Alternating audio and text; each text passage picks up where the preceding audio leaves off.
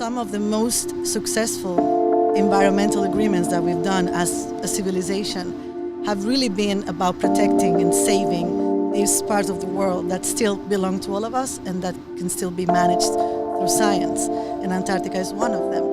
Welcome to Sea Has Many Voices.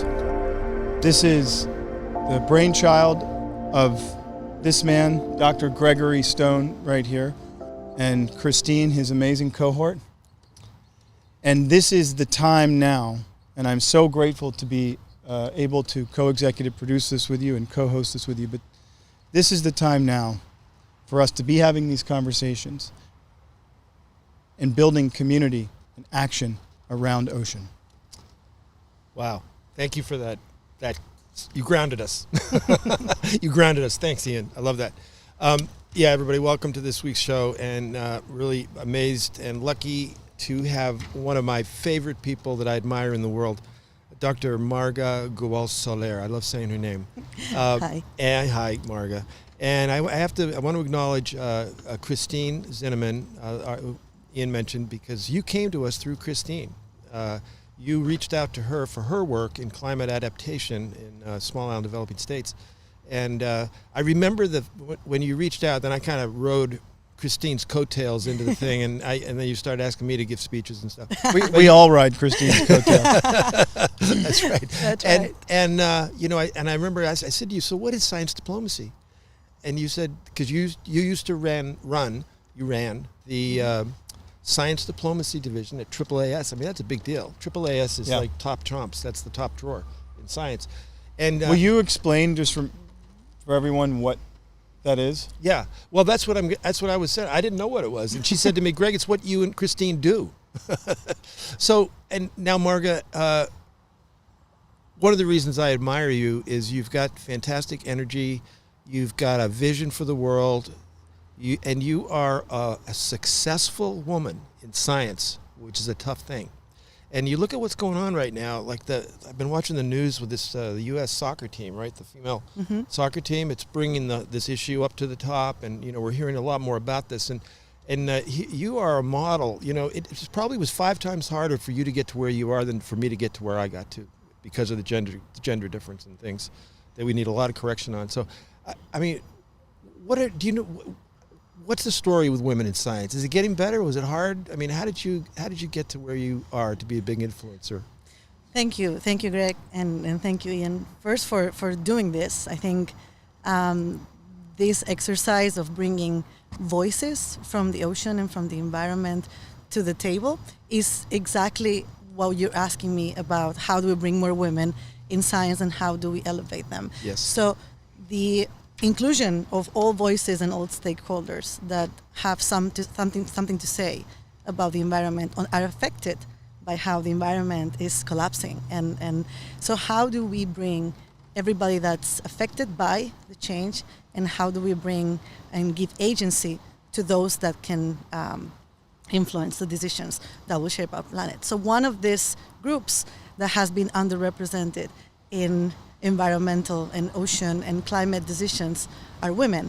And as you know, as you were an early explorer in Antarctica, some of the most successful environmental agreements that we've done as a civilization have really been about protecting and saving these parts of the world that still belong to all of us and that can still be managed through science. And Antarctica is one of them. So I am a scientist. I am not a research scientist anymore.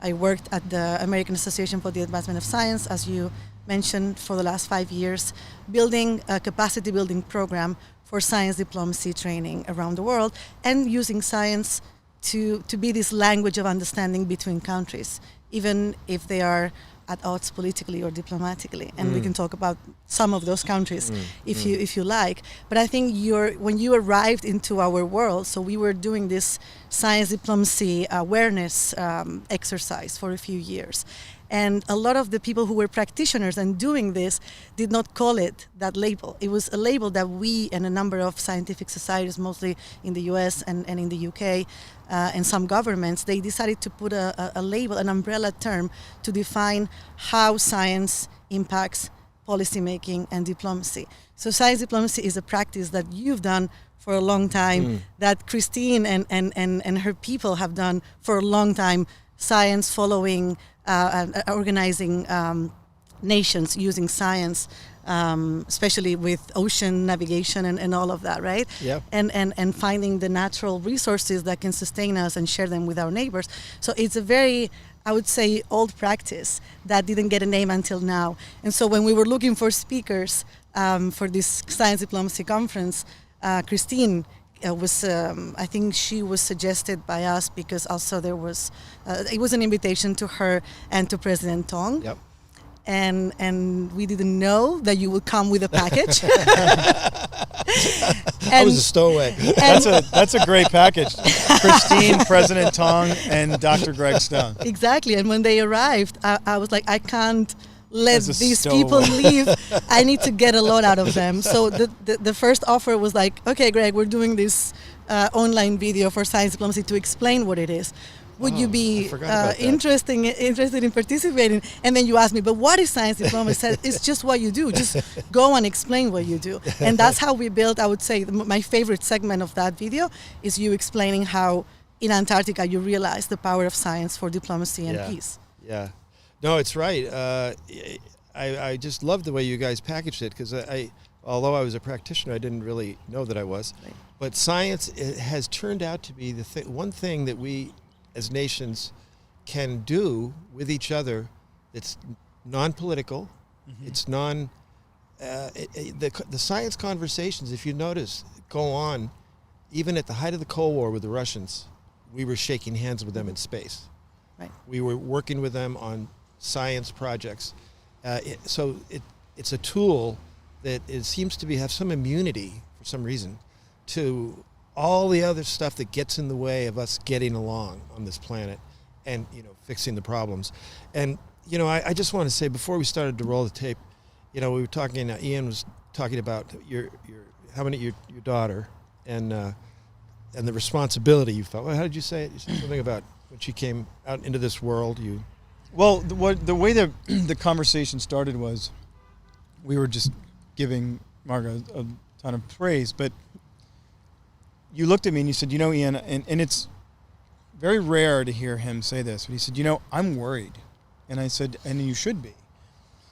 Because the collapse of oceanic ecosystems right now, be it from acidification, temperature rise, plastics, overfishing, what have you.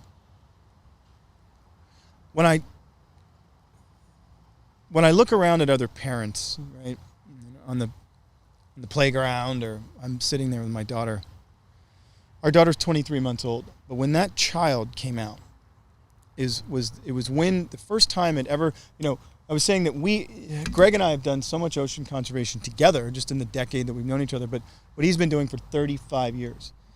But it didn't literally punch me in the face that there was not just a need, but there was an immediate need for drastic change, not just amongst nations, but amongst people, households, consumers, that the fact that every parent can't look at each other across party lines or borders and say, this is the most important story of our time, because we're leaving these children, our children, that we care so much for. We worry if they fall off of the couch. We worry about every step they take, and yet we don't worry all day, every day, and try and fix what's going on outside of our own front doors. And that is what I feel is now becoming, that tide is changing. That conversation is actually changing. You're right. You're right. I have not said very often how worried I am, have I? Never. You don't hear, that's what I'm saying, you don't hear that much from him. It's hit me over the last 6 months. Right. I've been doing some calculations of my own on the onset of this climate change. And, I've always had an optimistic view of conservation and, been involved in the creation of the first MPAs and all that. And I always figured we'd work it all out, But this climate insult, it's coming so fast. In short, when you go home at night and you turn on a light and it's being generated somewhere by a fossil fuel, you are using Jurassic sunlight. We're releasing Jurassic sunlight. It was stored 270 million years ago in the Jurassic, when the whole world was like Bahama-like. That was the climate of the Jurassic, Bahama-like. And we are rapidly sending ourselves back to that ice-free world with the energy that we stored from the Jurassic. We're sending ourselves in a runaway climate scenario some 4,000 to 5,000 times faster than the original Jurassic arrived. Okay? And that's the problem, is the speed at which this is happening. You know, the modelers are always it's always worse than the model. The models predict one thing, and now it's always worse. Sea levels are faster, the oceans are hotter, there's more ice melting, and the key for our planet is we need ice. All humanity, all primate evolution happened in an icy world, right? It makes the ocean go. It starts the whole current system. It's just, there's so many connections to ice, and we've got runaway ice melting at both poles right now. And I don't know how we're going to stop it. I mean, we got 10 years, the scientists that have been working on this through the UN, to really get our act together, and we're just not paying attention. It's like, if a lot of people look back to World War II as the last time the world really pulled together and did the right thing. And if you use that analogy, it's like we're sitting here letting Nazi Germany just keep taking countries, and we're not doing anything about it. Right. We're just thinking, we'll work on it. We'll figure it out. I don't know. You know, it's that serious, everybody. We really have to just put the alarm on and stop this crazy use of fossil fuels for burning them. Yeah, they actually have other uses that we can't do without. The petrochemical industry. There are certain things you use with oil, and we've already gone past the peak of oil, right? There's a peak. We've used most of the oil. So we should be thinking about, we need to save the oil for other things, not to use it for this heating and stuff. So I am worried, but I'm also fundamentally an optimist, and I do think that there is a solution path through here, and Marga is one of the few people that I know in the world that actually understands it, and it's we're going to make it. We need science to bring us together more than ever right now, and thank you for bridging the gap. Thank you. Thank you. Thank you, and thank you.